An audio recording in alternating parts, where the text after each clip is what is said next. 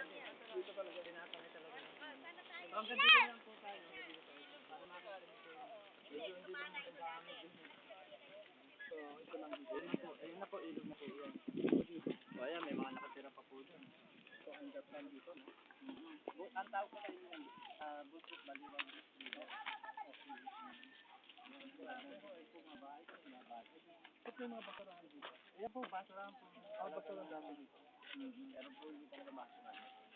Sobrang naging overpopulation talaga. Ito lang nangyayari, no? So, ayan. Hanggang doon lang po bahay. Pagka bumahawak po dyan, hanggang doon sa taas na babaan natin sa chapel, doon. Umabot. Doon. Tapos yung mga nakatira Abot yung mga bahay. Inaano natin si alam na po yan, tangay na po yan.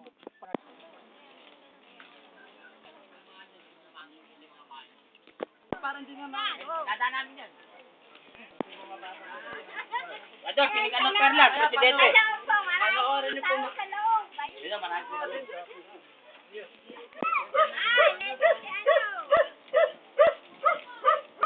Magandang araw sa mga kalugar namin dito sa Little Baguio.